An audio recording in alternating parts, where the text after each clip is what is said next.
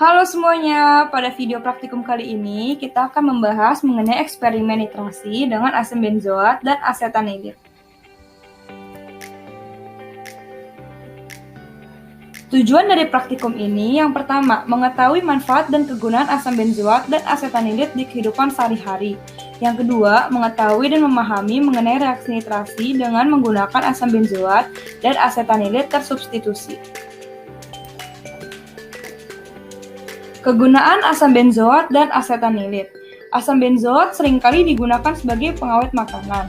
Dalam bidang farmasi, asam benzoat atau yang sering disebut benzoic acid dapat digunakan sebagai anti jamur, membantu dalam mengatasi iritasi dan peradangan yang diakibatkan oleh luka bakar.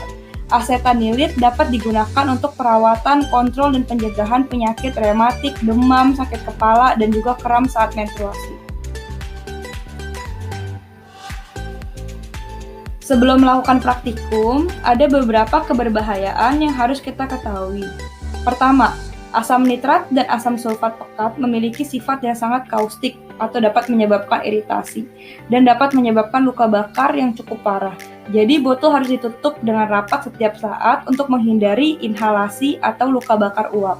Kedua, campuran hasil nitrasi harus disiapkan dalam wadah tertutup karena bersifat eksotermik atau melepas panas. Dan sarung tangan harus dipakai selama percobaan berlangsung. Ketiga, toluen dan etanol adalah pelarut yang mudah terbakar, bersifat toksik dan dapat menyebabkan iritasi. Berikut adalah alat-alat yang akan kami gunakan. Pertama, pipet pastur, gelas beker, Erlenmeyer 50 ml, Erlenmeyer 25 ml, dan Erlenmeyer 125 ml. Lalu ada corong Buchner, spektrofotometer IR, buret, dan hot plate steril. Ini adalah bahan-bahan yang akan kita gunakan.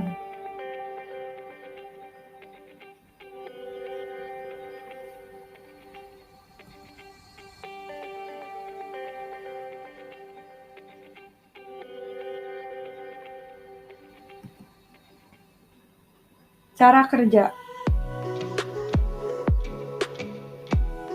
Berikut adalah langkah-langkah yang akan kita lakukan. Pertama, dengan menggunakan buret, tambahkan 4 ml asam nitrat pekat ke dalam 4,9 ml asam sulfat pekat dalam labu Erlenmeyer 25 ml. Lalu, pindahkan labu Erlenmeyer dan putar dengan hati-hati sambil didinginkan ke dalam penangas. Setelah larutan menjadi dingin, angkat dari penangas. Lalu masukkan 0,0045 mol senyawa aromatik ke dalam Erlenmeyer 50 ml. Lalu tambahkan 10 ml asam sulfat pekat, lalu diaduk. Lalu pasangkan labu ke klem pada penangas. Mulai aduk larutan dan tambahkan campuran asam nitrat atau sulfat dalam 0,5 ml dengan menggunakan pipet pastur selama periode 20 menit. Keluarkan penangas dan aduk selama lebih dari 5 menit. Selagi diaduk, tambahkan 10 gram es ke dalam gelas beker. Lalu tuangkan campuran reaksi tersebut ke atas es.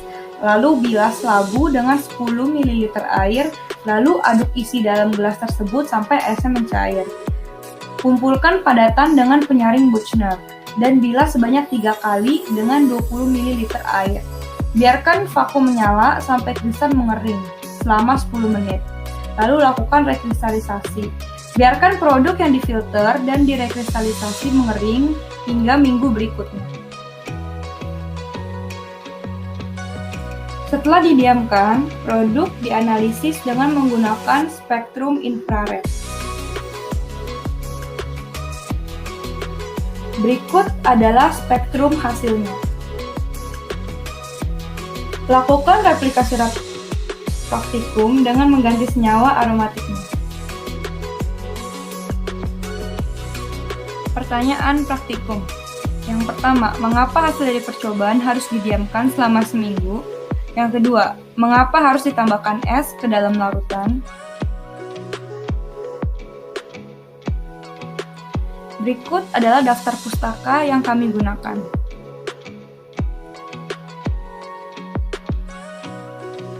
Terima kasih.